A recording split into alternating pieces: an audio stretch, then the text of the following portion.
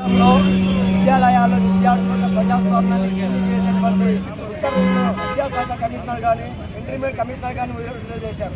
ఈరోజు లోకేష్ బాబు గారు ప్రతిపక్షంలో ఉన్నప్పుడు విద్యార్థి సంఘాన్ని నిర్వహిస్తాము, విద్యార్థుల ప్రజాస్వామ్యం కోసం మనం అందరం పోరాడతామని చెప్పి ఈరోజు అధికారంలో వచ్చినటువంటి మా లోకేష్ బాబు గారు వెంటనే ఈరోజు విద్యార్థుల సమస్యల కోసం పోరాడుతున్న వామపక్ష లౌకిక ప్రజాస్వామ్య విద్యార్థి సంఘాలన్నీ కూడా ఈరోజు ఎవరు పర్సన్ అలో లేకుండా ఈరోజు ఈ జీవోలు తీసుకొచ్చారు.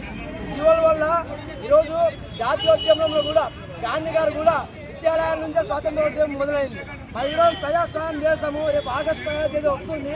ఆగస్టు 15వ తేదీ గొప్ప ప్రజాస్వామ్య దేశం అని చెప్పుకుంటున్న మన దేశంలో రాష్ట్రంలో విచిత్రంగా ఈరోజు కూటమి ప్రభుత్వం ఈరోజు హాస్టల్లో సంబంధించి కాలేజీలకు సంబంధించి ఉత్తర్వులు వెళ్ళకూడదని చెప్పేసి ఈరోజు ఈ ఉత్తర్వులు తీసుకొచ్చింది. సో దీనివల్ల మీరు ఏం సందేశం ఇవ్వాలనుకుంటున్నారు?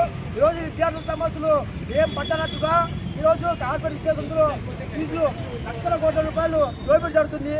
దాన్ని అడ్డుకట్ట వేయకుండా ఈరోజు విద్యార్థి సంఘాలు ప్రశ్నిస్తున్న విద్యార్థి సంఘాల పైన మీరు అడ్డుకట్ట వేయడానికి ఏ మాత్రం హక్కు ఉందని మేము ప్రశ్నిస్తున్నాం. అందుకోసమే ఈరోజు తిరుపతిలో అన్ని విద్యార్థి సంఘాల ఆధ్వర్యంలో ఈరోజు దిష్టిబొమ్మ దగ్ధం చేస్తున్నాము. ప్రజాస్వామ్యయుతంగా మేము ఇక్కడ వచ్చి దిష్టిబొమ్మ చేస్తుంటే ఈరోజు పోలీసులు ఈరోజు సివిల్ డ్రెస్ లో వచ్చి ఈరోజు విద్యార్థి సంఘాల నాయకులపైన దాడి చేస్తున్నారు. అంటే వాళ్ళు చెప్పిన విధంగానే మేము ప్రజాస్వామ్యయుతంగా ఈరోజు మేము నిర్ణయం చేస్తుంటే ఈరోజు ఏ మాత్రమే ఈరోజు విద్యార్థి సంఘాలు లెక్క చేయకుండా ఈరోజు చేస్తున్నాం. కాబట్టి ఈ నిర్బంధం ఇప్పటితో ఆగదు. ఖచ్చితంగా పెద్ద ఎత్తున విద్యా సంస్థలు బంద్ నిర్వహించడానికి మేము ఖచ్చితంగా ఈరోజు జరిగే సమావేశాలను దేశంలో కోరుకుంటూ నా పేరు జిల్లా కార్యదర్శి.